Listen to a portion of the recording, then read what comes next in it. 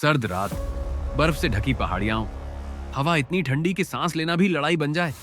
और इसी अंधेरे में एक जवान जिसके शरीर में गोलियां लग चुकी हैं, खून बर्फ पर जम रहा है, फिर भी वो खड़ा है।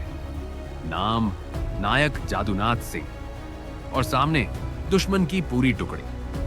1947 भारत अभी अभी आजाद हुआ है, लेकिन आजादी के साथ ही देश को एक और युद्ध लड़ना पड़ा। भारत पाकिस्तान युद्ध, कश्मीर के लिए। तारीख 6 फरवरी 1948। जगह नौशेरा सेक्टर।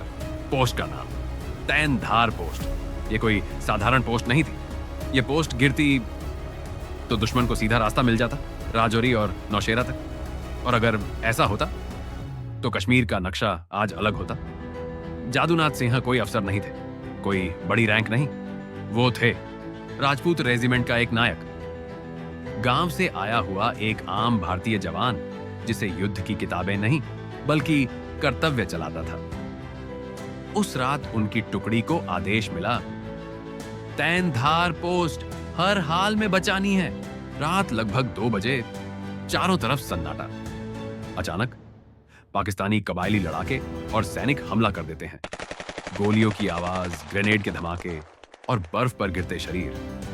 पहले ही हमले में भारतीय पोस्ट को भारी नुकसान होता है। कमांडर शहीद हो चुके थे, जवान घबराए हुए थे। और तभी जादूनाथ सिंह आगे बढ़ते हैं। कोई पीछे नहीं हटेगा।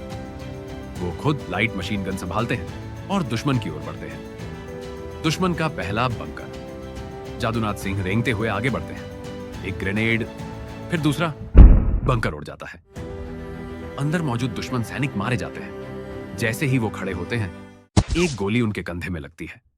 खून बहता है। कोई भी आम इंसान यहीं गिर जाता, लेकिन जादूनाथ सिंह अपनी गन को कसकर पकड़ते हैं और आगे बढ़ते हैं। अब दुश्मन सतर्क हो चुका है। चारों तरफ से फायर। जादूनाथ सिंह गोलियों के बीच दौड़ते हैं। एक और ग्रेनेड, दूसरा बंकर भी खत्म। अब उन्हें 2 और गोलियां लग चुकी हैं। पैर कांप रहे हैं।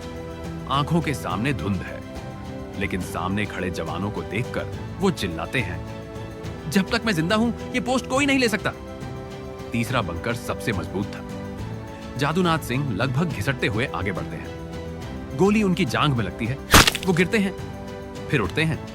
एक आखिरी ग्रेनेड, धमाका। तीसरा बंकर भी नष्ट। 3 बंकर नष्ट। दुश्मन को भारी नुकसान। पाकिस्तानी सैनिक पीछे हटने पर मजबूर हो जाते हैं। तैनधार पोस्ट बच जाती है, लेकिन जादूनाथ सिंह अब खड़े नहीं रह पाते।